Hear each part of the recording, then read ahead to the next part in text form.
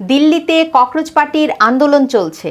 বাংলাদেশে সামাজিক যোগাযোগ মাধ্যম কিংবা কিছু গণমাধ্যম দেখলে মনে হচ্ছে আজই নরেন্দ্র মোদী সরকারের পতন হচ্ছে। সত্যি কি শ্রীলঙ্কা, বাংলাদেশ, নেপালের পর ভারতেও সরকার পরিবর্তন হচ্ছে? আর এর প্রভাবে কি ডিসেম্বরে শেখ হাসিনা দেশে ফিরে আসার ক্ষেত্রে বাধা হতে পারে? ধন্যবাদ। প্রথমেই যেটা বলবো যে তুমি যে কটা দেশের নাম বললে, সেই তিনটে দেশকে যদি ভৌগোলিক ভাবে যুক্ত করে দেওয়া যায়, তারও দ্বিগুণ আয়তন হচ্ছে ভারতের। বাংলাদেশে যদি 17 কোটি মানুষ, আর ভারতের 140 কোটি, 142-এ পৌঁছেছে, 142 কোটি মানুষ। ভারতের একটা 28টা বাংলাদেশ মিলে একটা ভারত। ফলে একটা ভারতের এক প্রান্তে কিছু ঘটলে সেটা গোটা সামগ্রিকভাবে গোটা ভারতে তার প্রভাব পড়ে। ইস্যুটা নিঃসন্দেহে খুব গুরুত্বপূর্ণ, এবং এটা ছাত্রদের জীবনের ভবিষ্যতের প্রশ্ন নিয়ে আন্দোলন চলছে। তাতে বিদেশের বিভিন্ন প্রান্তে কিন্তু কেবলমাত্র রাজধানী দিল্লি নয়, দেশের বিভিন্ন প্রান্তে কিন্তু ছাত্ররা কিন্তু রাস্তায় নামছে, এটা আমরা দেখতে পাচ্ছি। এটাতে নরেন্দ্র মোদী সরকার এই প্রথম খুব বেকায়দায় আছে, এ বিষয়ে কোনো সন্দেহ নেই। এবার যেটা মূল প্রশ্ন ছিল তোমার, যে এর ফলে কি নরেন্দ্র মোদী সরকার পতন হবে? বাংলাদেশ, নেপাল বা শ্রীলঙ্কার মতো দেশগুলোতে যেটা ঘটে থাকে, যেটা ভারতের মতো একটা বড় দেশে হওয়া সম্ভব নয়। এখানে কোনো ওরকম ভাবে কোনো গণ অভ্যুত্থান ঘটে না। এখানে ভারতে যেটা ঘটে, গত 70 বছরের ওপরে ভারতের গণতন্ত্র যে সফল, সমস্ত দেশের থেকে, বাংলাদেশের থেকেও সফল, তার একটা বড় কারণ এখানে গণতান্ত্রিক পদ্ধতিতে সরকার পরিবর্তন। প্রত্যেকটা প্রধানমন্ত্রী ব্যালটে পরাস্ত হন। ফলে আগামী দিনে যখন ভোট হবে, তখনই এর মাপকাঠিতে বোঝা যাবে যে নরেন্দ্র মোদী সরকারের পতন হচ্ছে কি হচ্ছে না। দ্বিতীয়ত আরেকটা ঘটনা ঘটে পতনের সরকারে, সেটা হচ্ছে প্রধানমন্ত্রী নরেন্দ্র মোদীর দলকে যারা সমর্থন করছেন, তারা সমর্থন যদি প্রত্যাহার করে। এখনো সেরকম কোনো লক্ষণ দেখা দেয়নি। দুটি দল আছে, অন্ধ্রের তেলুগু দেশম এবং বিহারের সংযুক্ত জনতা দল। তারা সমর্থনে বিজেপি সরকারের সংখ্যাগরিষ্ঠতা, এবং সেই কারণে তারা যতক্ষণ না সমর্থন তুলে নিচ্ছেন, ততক্ষণ নরেন্দ্র মোদী সরকারের, কারণ পতন ঘটাতে গেলে পার্লামেন্টের মধ্যেই পতন ঘটাতে হবে। পার্লামেন্টের বাইরে যেগুলো অবৈধ, বেআইনি ভাবে গণ অভ্যুত্থান, সেনা অভ্যুত্থান, এই কাণ্ডগুলো পাকিস্তান, বাংলাদেশ, শ্রীলঙ্কা, নেপালে যে ঘটে থাকে, এটা ভারতে হওয়া সম্ভব না। ফলে সেই পতনের কোনো সম্ভাবনা এই মুহূর্তে তো, মানে আচমকা পতন যদি আমি বললাম, যদি দুটি রাজনৈতিক দল সমর্থন প্রত্যাহার করেন, তাহলে নিঃসন্দেহে একটা বিপাকে থাকবে। তাহলেও নরেন্দ্র মোদীকে সরকারকে সমর্থন করার জন্য অন্য অনেক দল ইতিমধ্যেই তৈরি হয়ে গিয়েছে। ফলে সরকার মানে এরকম কেউ জোর করে পার্লামেন্টে বা প্রধানমন্ত্রী বাসভবনে, বাংলাদেশের মতো যেখানে নৈরাজ্য ঘটে, ভারতের শৃঙ্খলাবদ্ধ জায়গায় গণতান্ত্রিক নিয়ম মেনেই সব হয়ে থাকে। সেটা হলো তোমার প্রশ্নের উত্তর। এই ধরনের নরেন্দ্র মোদী সরকারের আসন্ন পতনের কোনো কারণ আমি দেখছি না। তিনি বিপাকে, তার জনপ্রিয়তা কমতে পারে, সেটা নিয়ে আমি বলছি না। কিন্তু দিল্লিতে ককরোচ পার্টির আন্দোলনের প্রেক্ষাপটে আগামী ডিসেম্বরে শেখ হাসিনা দেশে ফেরার ক্ষেত্রে কোনো প্রভাব পড়তে পারে? মনে হয় না, কারণ ডিসেম্বরের মধ্যে নরেন্দ্র মোদী সরকারের পতন ঘটছে না। সে যদি ঘটতোই, তাহলে ওই সার্জেই বোর্ড এখান থেকে ঢাকায় যাওয়ার সিদ্ধান্ত নিতেন। সুতরাং এটা ভারতের আভ্যন্তরীণ রাজনৈতিক বিতর্কটা খুব জোরালো বিতর্ক, এবং নরেন্দ্র মোদী সরকার এই প্রথম বেশ কোণঠাসা, এ বিষয়ে কোনো বলতে কোনো দ্বিধা নেই। কিন্তু এর সঙ্গে সরকার পতন বা হাসিনার প্রত্যাবর্তনের কোনো সম্ভাবনা তো কিছু নেই। হাসিনা তো বলেছেন নিজে যাবেন। যিনি যখন যাবেন, সিদ্ধান্ত নিয়েছেন, সেটা তিনি সিদ্ধান্ত নেবেন, তিনি যেই সরকারই থাকুক, তাই না? সেই সরকারই থাকুক, তিনি যাবেন। আপনি বলছিলেন ভারতের মার্কিন রাষ্ট্রদূত সার্জিও গোর ঢাকা সফর নিয়ে। আপনার বিশ্লেষণ জানতে চাই, হঠাৎ কেন তিনি ঢাকা সফরে আসছেন? এই সফরের উদ্দেশ্য কি? প্রথম কথা হচ্ছে, সার্জেই গৌর তিনি কেবলমাত্র ভারতের রাষ্ট্রদূত নন, তিনিও আমাদের ভারতের যে হাই কমিশনার দীনেশ ত্রিবেদীর মতো, তিনিও একজন রাজনৈতিক ব্যক্তি, প্রেসিডেন্ট ট্রাম্পের ঘনিষ্ঠ। তিনি ভারত ছাড়াও দক্ষিণ এশিয়া দায়িত্ব এবং মধ্য এশিয়ার। ফলে তার একটা বিশাল এই ধরনের রাষ্ট্র দূত পূর্বে কখনো নিযুক্ত হয়নি। এবং তিনি যে এই ধরনের একটা পদে আসছেন সেটা তো ভারত সরকারের অনুমতি দিয়েছে বলেই তিনি এখানে ভারতের রাষ্ট্রদূত হয়েছেন। ফলে তিনি ঢাকা যাবেন, সেটা তার দায়িত্ব কর্তব্যের মধ্যে পড়ে। ২ হলো, গুরুত্বপূর্ণ ঘটনা হলো তিনি যাওয়ার আমাদের হাই কমিশনার দীনেশ ত্রিবেদী ঢাকায় যাওয়ার আগে তার সঙ্গে সাক্ষাৎ করেছিলেন এবং সেই সাক্ষাতে কি আলোচনা হয়েছিল অতটা কেউই বলেননি। কিন্তু এটা বোঝা গেছিল অবশ্যই বাংলাদেশ প্রসঙ্গে আলোচনা হয়েছে, বাংলাদেশের বর্তমান প্রসঙ্গ নিয়ে আলোচনা হয়েছে। ঢাকায় যিনি মার্কিন রাষ্ট্রদূত, তিনি তো দায়িত্ব নেওয়ার পর মনে আছে সকলে, তিনি একটা মন্তব্য করেছিলেন যে তিনি চান বা আমেরিকা যুক্তরাষ্ট্র চায় যে চীন থেকে দূরত্ব বজায় রাখতে। কিন্তু প্রধানমন্ত্রী তারেক রহমান তিনি চীনে যাওয়ার সিদ্ধান্ত নিলেন মালয়েশিয়া হয়ে। চীনের সঙ্গে তার কিছু সমঝোতা হয়েছে, বিশেষ করে শি জিনপিং এর যে প্রস্তাবটা, যেটা নিয়ে এখনো বাংলাদেশ সরকার সিদ্ধান্ত নেয়নি, যেটা আমেরিকার বলতে পারো যে ভ্রুকুঞ্চন হয়েছে, সেটা হচ্ছে যে ঢাকা, মায়ানমার, চীন পর্যন্ত করিডর তৈরি করা। সেটা করলে নিঃসন্দেহে সেটা আমেরিকা সমর্থন করবে না। ভারত এবং আমেরিকা উভয়ই একটা বিষয়ে একমত, অন্যান্য নানা বিষয়ে দ্বিমত থাকলেও চীনের প্রভাবকে কোনো মতেই এই উপমহাদেশে বাড়তে দেওয়া যাবে না।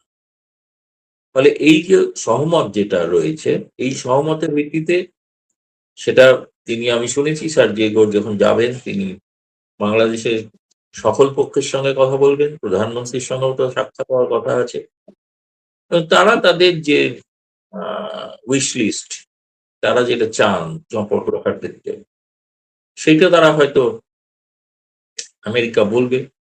এবং সেটার একটা বড় এই ঘটনা হচ্ছে আমেরিকা আরেকটা জিনিস যেটা বলা ভালো, যেটা ভারতেরও ঘোষিত নীতি, বাংলাদেশে একটা ইনক্লুসিভ পলিটিক্স যেটা হচ্ছে না, কারণ একটা বৃহত্তম রাজনৈতিক দলকে নিষিদ্ধ করে রাখা, রাজনীতির আঙিনা থেকে বাইরে রাখা, এটা এটা খুবই গণতান্ত্রিক কোন রাষ্ট্রের লক্ষণ নয়। আমেরিকার ক্ষেত্রে সমস্যা হচ্ছে যে আমেরিকা কিছুদিনের মধ্যেই সেনেট নির্বাচন হবে এবং বিশেষ করে যে সমস্ত দেশে এই প্রশ্নটা উঠবে যে বাংলাদেশে গণতন্ত্র প্রতিষ্ঠার জন্য যে আন্দোলন ঘটলো, পরিণতি হলো, তাতে কি বাংলাদেশে একটা ইনক্লুসিভ সোসাইটি তৈরি হলো সেটা। এবং মনে রাখা দরকার, রিপাবলিকান পার্টির সঙ্গে কিন্তু ডেমোক্রেট আমেরিকানদের এ ব্যাপারে ফারাক আছে। ফলে আমেরিকাকে কিন্তু তাদের ভোটের আগে বোঝাতে হবে যে তারা কিন্তু বাংলাদেশেও দেখতে চান যে সকল পক্ষের একটা গণতন্ত্র বিকশিত হচ্ছে। ফলে প্রকারান্তরে তারা চাইতে পারেন কোনো না কোনো ভাবে আওয়ামী লীগকে একটা স্পেস, রাজনৈতিক স্পেস দেওয়া হোক, যেটা ভারতে চায়। এবং যেহেতু ডিসেম্বরে শেখ হাসিনা চলে যাবেন বলে সিদ্ধান্ত নিয়েছেন, ফলে সেই সময় এই কারণেই এত দ্রুত সার্ভেই বোর্ড ঢাকা সফরে সিদ্ধান্ত নিলেন। এখন আমি বলছি যে আওয়ামী লীগ সম্পর্কে আমেরিকা তার সম্পূর্ণ মনোভাব বদলে ফেলেছে এমন কোনো খবর নেই, এটা ঘটনা নেই। কিন্তু তারা দেখাতে চায় যে তারা গণতান্ত্রিক মূল্যবোধে বিশ্বাস করে, সেটা তাদের কনস্টিটিউশনকে দেখাতে হবে। এবং একই সঙ্গে যেটা বলা ভালো যে তুমি হয়তো জানো যে সর্বপ্রথম পশ্চিমা সংবাদ মাধ্যমগুলো শেখ হাসিনার ইন্টারভিউ নিতে শুরু করেছে, যারা আগে শেখ হাসিনাকে তার গণতান্ত্রিক অধিকার, স্বৈরাচার ইত্যাদি মানবাধিকার লঙ্ঘন নিয়ে সোচ্চার ছিল। প্রত্যেকটি পশ্চিমী গণমাধ্যম এখন তার সাক্ষাৎকার নেওয়ার জন্য উদ্গ্রীব এবং তার তিনি সাক্ষাৎকার দিচ্ছেন। ক্রমান্বয়ে হয়তো সেই সাক্ষাৎকারগুলো প্রকাশিত হবে, ভারতে তো হবেই। ফলে সব মিলিয়ে যেটা এই সফরের মধ্যে অন্য অনেক, চীন একটা গুরুত্বপূর্ণ বিষয় এবং সেক্ষেত্রে আওয়ামী লীগের প্রত্যাবর্তনও একটা গুরুত্বপূর্ণ বিষয় হয়ে উঠতে পারে বলে আমাদের অনুমান। আপনার বিশ্লেষণে বিষয়টি পরিষ্কার হলো। বাংলাদেশের রাষ্ট্রপতি পরিবর্তন হচ্ছে, এ নিয়ে ব্যাপক আলোচনা চলছে, কিন্তু এই খবরটি ভারত থেকে প্রথম ফাঁস হয়েছিল। বাংলাদেশের রাষ্ট্রপতি পরিবর্তন হচ্ছে সেটি বাংলাদেশের সাংবাদিকদের জানার আগে আপনারা কিভাবে জানছেন? ভারতের সঙ্গে আলোচনা করে কি এসব পরিবর্তন হচ্ছে? আর কোন কোন পদে পরিবর্তন আসছে বলে আপনি জানতে পারছেন? দেখো, আমি বাংলাদেশের সাংবাদিকদের দোষ দিতে চাই না।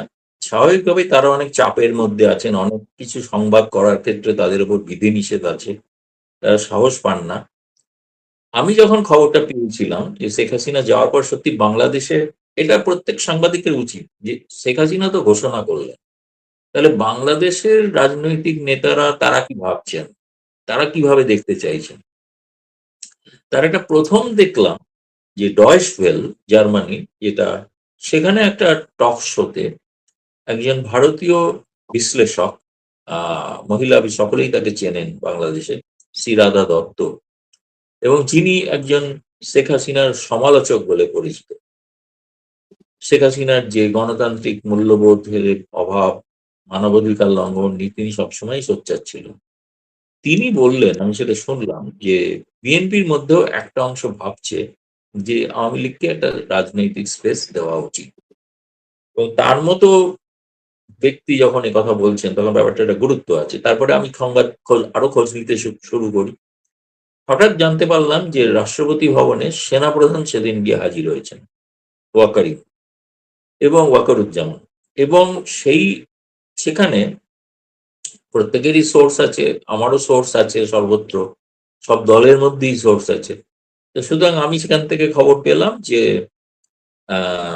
ওয়াকারুজ্জামান তিনি রাষ্ট্রপতিকে জানিয়েছেন যে সম্ভবত আপনাকে পদত্যাগ করতে বলা হবে এবং আপনি শারীরিক কারণে পদত্যাগ করবেন। এবং তারপরে এমনও ঘটতে পারে যে হয়তো আমাকেও সেনাপ্রধানের পদ থেকে হটিয়ে দেওয়া হতে পারে, যদিও তিনি তারপরে তুরস্ক গেছেন, এবং ফিরে আসার পর বোঝা যাবে। এটার কারণ একটা হতে পারে যে সেটা হচ্ছে শেখ হাসিনার এক সময় কিন্তু এরা প্রত্যেকেই শেখ হাসিনার ঘনিষ্ঠ ছিল। রাষ্ট্রপতি শাহাবুদ্দিন, তিনি বঙ্গবন্ধুর মুজিব সৈনিকের সৈনিক ছিলেন, তিনি বিশ্বস্ত ভাজন শেখ হাসিনার। এবং ওয়াকারুজ্জামানও তার পারিবারিক সূত্রে আত্মীয়তা আছে শেখ হাসিনার সঙ্গে। ফলে হয়তো বিএনপি সরকার ভাবছেন যে সেক্ষেত্রে শেখ হাসিনা ফিরলে হয়তো এরা হয়তো আবার সুযোগ করে দিতে পারেন শেখ হাসিনাকে, যেভাবে তারা ভারতে চলে যেতে সাহায্য করেছিলেন সেভাবেই সাহায্য করতে পারেন। সুতরাং সেই বিষয়টা তাদের কাছে মনে হয়েছিল যে এইরকম একটা অবস্থায় বিএনপির নিজস্ব ঘনিষ্ঠ আস্থাভাজন মানুষকে রাষ্ট্রপতি এবং সেনাপ্রধান করা। সেনাপ্রধানটা এখনো ঘটেনি, কিন্তু আমাদের নৌবাহিনীর প্রধানের পরিবর্তন ঘটে গেছিল। তো এখন সেই খবরটি আমি লন্ডন থেকে প্রচারিত হয় একটি তোমাদের মতোই একটি ইউটিউব চ্যানেলে 4 দিন, যেদিন ঘটনা ঘটে তার পরের দিন, মানে কাকতালীয় ভাবে সেদিনই তিনি আমার সাক্ষাৎকার নিচ্ছিলেন। তা আমি তখন তাকে বললাম, উনি বলছেন কি হতে পারে। আমি বললাম, আমি প্রথম আপনাকে বলছি এই ঘটনা যে রাষ্ট্রপতির পদত্যাগ আসন্ন, তিনি পদত্যাগ করতে পারেন। এই জন্য আমি এটা গতকাল যখন দেখলাম বিভিন্ন ফেসবুকে আলোচনা চলছে, তখন বাধ্য হয়ে আমি পোস্ট করলাম, যেটা আমি 3 দিন আগে একটা ইউটিউব চ্যানেলে ঘোষণা করেছিলাম। আগামী সেপ্টেম্বরে ভারতে ব্রিক্স সম্মেলন হতে যাচ্ছে। এসব সম্মেলনে সাধারণত বাংলাদেশকে আমন্ত্রণ জানায় ভারত। এবারও কি বাংলাদেশের প্রধানমন্ত্রী তারেক রহমানকে আমন্ত্রণ জানাবে ভারত? এ বিষয়ে তোমাকে যখন আগে ব্রেকিং নিউজ দিতে পারিনি, তখন তোমাকে এই ব্রেকিং নিউজটা দিই। নিশ্চিতভাবে সঠিক প্রশ্ন। হ্যাঁ, ভারত সরকার নরেন্দ্র মোদী তারেক রহমানকে আমন্ত্রণ জানিয়েছেন, চিঠি পৌঁছে গেছে। এবং লক্ষণীয় বিষয়, ব্রিক্সের কিন্তু 11 জন সদস্যের মধ্যে বাংলাদেশ এখনো সদস্যপদ পায়নি। বাংলাদেশ কিন্তু পর্যবেক্ষক রাষ্ট্র নয়, বাংলাদেশকে বিশেষ অতিথি হিসেবে আমন্ত্রণ জানানো হচ্ছে।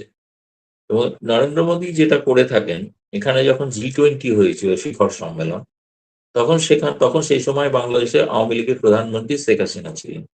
G20 সদস্য না হওয়া সত্ত্বেও তাকে আমন্ত্রণ জানিয়েছিলেন। শেখ হাসিনা ছিলেন, এসছিলেন, সকলের সঙ্গে ছবি বেরিয়েছে, সকলেই দেখেছে। তারপরে আবার যখন প্রধানমন্ত্রী নরেন্দ্র মোদী গ্লোবাল সাউথ যখন তার শিখর সম্মেলন করলেন, তখন তিনি অন্তর্বর্তীকালীন সরকারের মোহাম্মদ ইউনূসকে আমন্ত্রণ জানিয়েছিলেন। মোহাম্মদ ইউনূস ভার্চুয়ালি সেই বৈঠকে যোগ দিয়েছিলেন।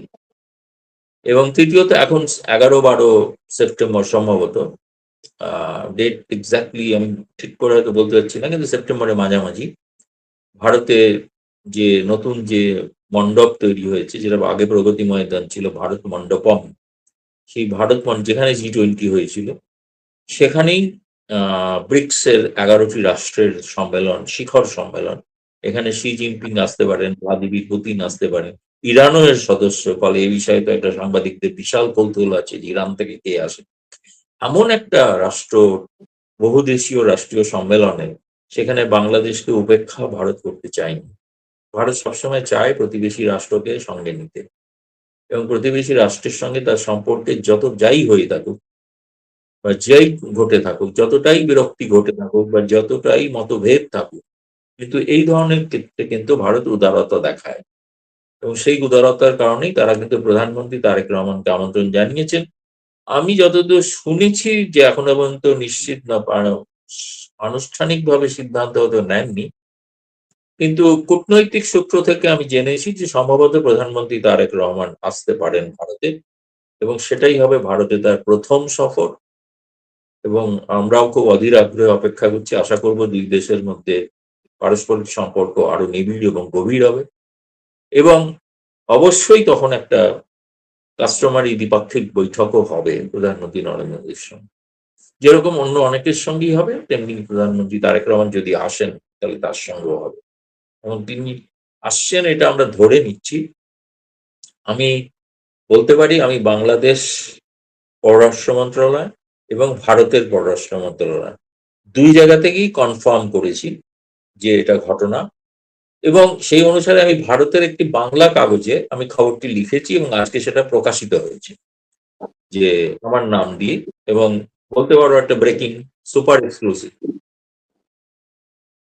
সত্যি বলেছেন, এই খবরটি আমরা জানতাম না। কারণ বাংলাদেশের কিছু গণমাধ্যমে প্রকাশ হয়েছে ভারত সফর বাতিল করেছে তারেক রহমান। সেখানে ব্রিক্স সম্মেলনে তারেক রহমান যাচ্ছেন এমন ইঙ্গিত দিলেন আপনি। ব্রিক্স সম্মেলনে বিশ্বের গুরুত্বপূর্ণ নেতারা দিল্লি যাচ্ছেন, সেখানে আমন্ত্রণ জানিয়ে তারেক রহমানকে সম্মানিত করেছেন নরেন্দ্র মোদী। একদিকে সাবেক প্রধানমন্ত্রী শেখ হাসিনাকে দেশে ফেরাতে লবিং করছেন নয়াদিল্লি, সেখানে আবার বর্তমান প্রধানমন্ত্রী তারেক রহমানকে সম্মানিত করছে ভারত। ভারত আসলে কি বার্তা দিচ্ছে? নরেন্দ্র মোদী সরকার কি দুই পক্ষের সঙ্গেই সম্পর্ক টিকিয়ে রাখতে কাজ করছে?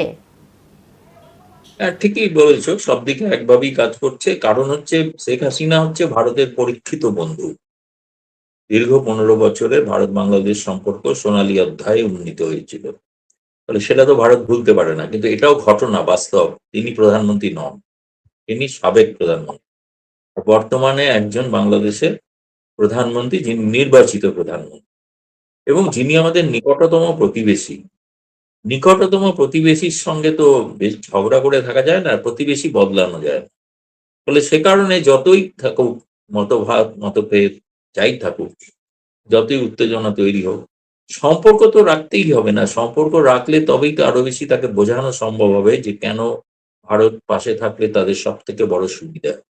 এবং সেই সময় ভারত যেটা নিশ্চয়ই চাইবে যে একটা ইনক্লুসিভ পলিটিক্স বাংলাদেশে হোক।